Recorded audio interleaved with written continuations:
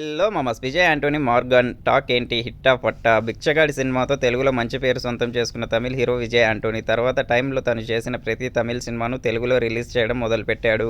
కొన్ని పర్వాలేదు అనిపించేలా పెర్ఫామ్ చేసినా చాలా వరకు అంచనాలని అందుకోలేదు. ఇక ఇప్పుడు ఆడియన్స్ ముందుకు తన లేటెస్ట్ మూవీ మార్గాన్తో వచ్చేశాడు. మరి ఈ సినిమా ఎలా ఉంది, ఎంతవరకు మెప్పించింది తెలుసుకుందాం పదండి. ముందుగా కథా పాయింట్ విషయానికి వస్తే హీరో కూతురిని ఎవరో చంపేస్తారు. శరీరం అంతా కాల్పినట్లుగా ఉంటుంది. అదేవిధంగా మరో హత్య జరుగుతుంది. దాంతో దీని వెనుక ఎవరున్నారు తెలుసుకోవడానికి హీరో చేసిన ప్రయత్నం ఏంటి, ఈ ప్రయత్నంలో తను తెలుసుకున్న నిజాలు ఏంటి అనేది మొత్తం మీదే సినిమా కథా పాయింట్ రొటీన్గానే ఉన్నప్పటికీ కూడా ఫస్ట్ హాఫ్ వరకు సినిమా బాగానే సాగింది. ప్రజెంట్ అండ్ ఫ్లాష్ బ్యాక్ ఎపిసోడ్స్ను మిక్స్ చేస్తూ ఇన్వెస్టిగేషన్ను బాగా డీల్ చేశారు అనిపించేలా సాగే ఫస్ట్ హాఫ్ ఆసక్తికరమైన పాయింట్తో ఇంటర్వెల్ పడుతుంది.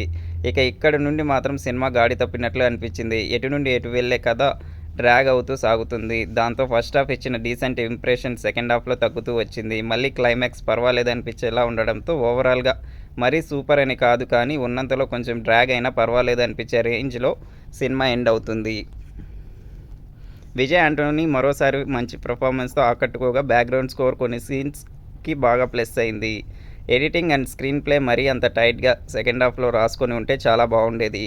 ఓవరాల్గా మరీ ఓవర్ ఎక్స్పెక్టేషన్స్ ఏం పెట్టుకోకుండా సినిమా చూడడం మొదలు పెడితే ఫస్ట్ హాఫ్ బాగుంది అనిపించేలా, సెకండ్ హాఫ్ యావరేజ్ లెవెల్లో అనిపించవచ్చు. ఓవరాల్గా ఈ సినిమా ఒకసారి చూసేలా ఉందని చెప్పాలి.